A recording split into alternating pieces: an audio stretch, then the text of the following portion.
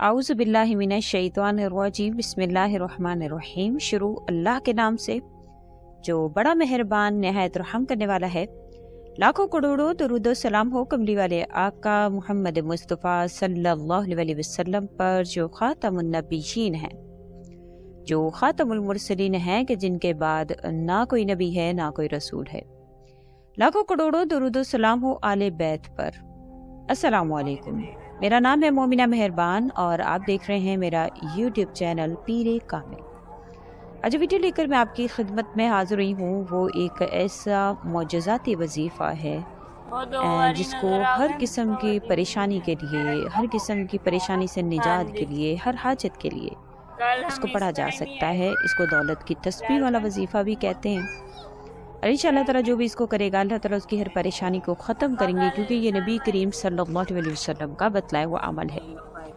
आपने वीडियो को गौर और तवज्जो से एंड तक ज़रूर देखना है। इंशाअल्लाह ताला मुकम्मल तौर पर मुस्तफ़ीद होंगे। उससे पहले मैं गुजारिश करना चाहूँगी कि अगर आप मेरे चैनल पर नए हैं या मुझे पहली मर्तबा सुन रहे हैं तो मेरे चैनल को सब्सक्राइब ज़रूर कर दें, और मज़ीद अपडेट्स हासिल करना चाहते हैं तो सब्सक्राइब के बटन के साथ जो बेल नोटिफिकेशन का बटन है उसको भी ज़रूर प्रेस करें, ताकि मेरी हर नई वीडियो आपके पास नोटिफिकेशन की सूरत में पहुंचती रहे। बेशक इंसान की ज़िंदगी में जब भी कोई परेशानी आती है या जब भी कोई उसकी ज़िंदगी में मामलात आते हैं तो अल्लाह ताला से दुआ करता है कि या अल्लाह, ए मेरे पाक परवरदिगार, मेरे इन मामलात में मेरी मदद फरमाइए और मुझे इन मुश्किलात से निजात अता फरमाइए। और बेशक यही वो वक्त होता है जब अल्लाह ताला उसके करीब होते हैं, और वो जब अल्लाह को पुकारता है तो अल्लाह ताला उसकी सदा को सुनते हैं। क्योंकि जब भी आपकी ज़िंदगी में कोई परेशानी आए तो जो भी आपके दिमाग में सबसे पहला जो मदद के लिए पुकारने के लिए जो सबसे पहला नाम आता है, अगर तो वो अल्लाह का है, तो ये अल्लाह ताला की बहुत बड़ी करम नवाज़ी है आप पर कि आप हर मुश्किल में सिर्फ़ और सिर्फ अल्लाह को पुकारते हैं।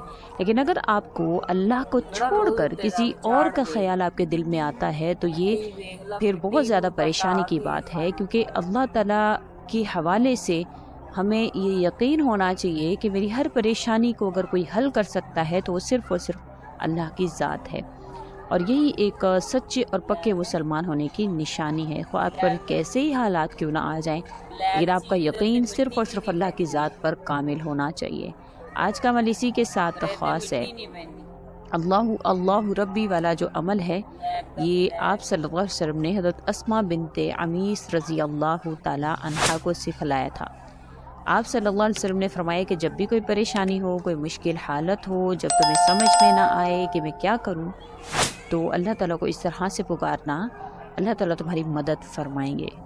क्योंकि आप सल्लल्लाहु अलैहि वसल्लम से बेहतर तो इस दुनिया को कोई नहीं जानता।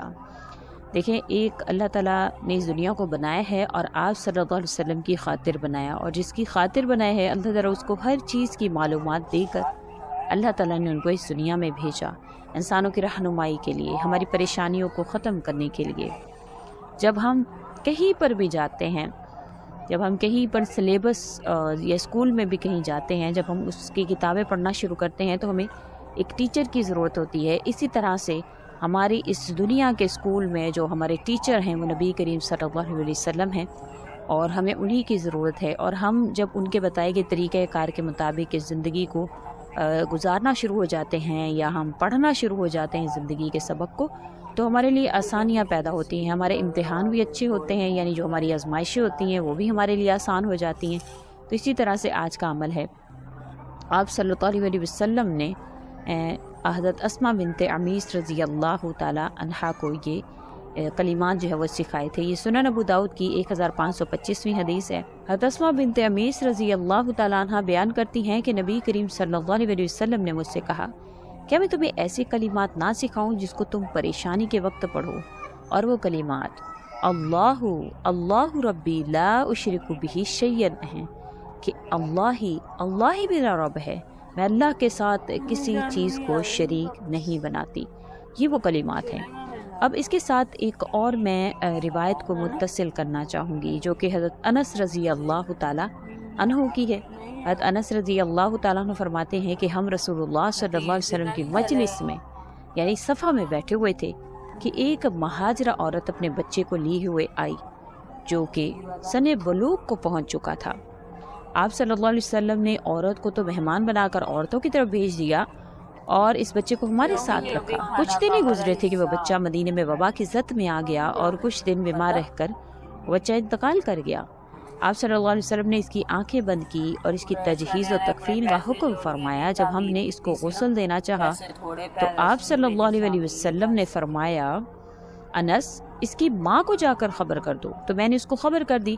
وہ فرماتے ہیں کہ وہ آئی اور اس کے قدموں کے پاس بیٹھ گئی، اس کا انگوٹھا پکڑا اور کہنے لگی، اے اللہ، میں تجھ پر خوشی سے اسلام لائی اور میں نے بے رغبتی اختیار کرتے ہوئے بتوں کی پوجا کی مخالفت کی اور شوق سے تیری راہ میں ہجرت کی۔